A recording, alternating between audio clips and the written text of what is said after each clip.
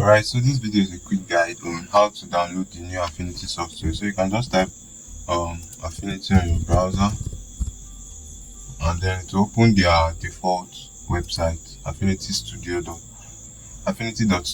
So you see the Affinity by Canva, and when you scroll down, you get to see everything about the software.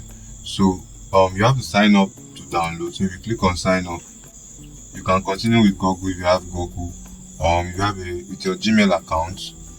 If you already have a Canva account, then you are creating an account in Canva, because Affinity is now owned by Canva. So once you select this, it would select whatever account you want to use. It would prompt you to continue.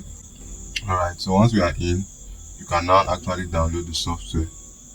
Alright, so we can get for Mac. If you're a Mac user, you can download for Mac OS, and for Windows user. Now, what this stuff stands for, you don't really need to be bothered about it.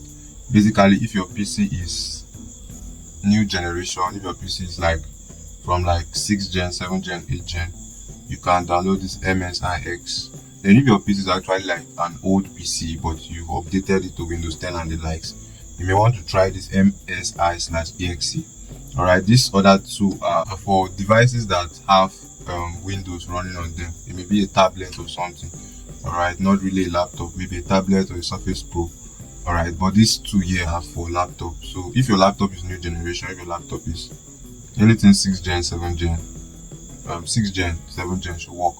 If you're the laptop I was using before was quite old school, so but what I did on that laptop was that when I got it to originally Windows 7, I upgraded it to Windows 10. So if your laptop is that kind of laptop, you've upgraded the Windows, but the hardware is quite old, I feel you can go for the MSI/exe. Alright, so based on my research, that was what I saw. So once you click this MSI/64, it will prompt you to save it where you want. And once you do that, it will download the software. So since I've already downloaded, let me skip that part. Alright, so let's say you finish downloading the software. So as you can see, I have it here, Affinity X64.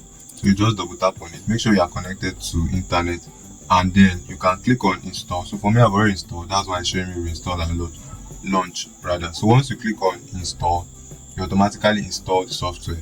Now if you look here, the size is 222 MB. Now this is one thing that designers are really happy about, because if you look at Photoshop, for example, let me see if I can get, you see the size is 3.04 gig for just Photoshop. But meanwhile, Affinity is combining Photoshop, Illustrator, and InDesign together, because they actually combine their three softwares, which is Affinity Design, Affinity Photos, and Affinity Publishers, which are the three products that relates to Photoshop, Illustrator, and InDesign in terms of Adobe. So they combine it into one, and even with that, the file size is smaller.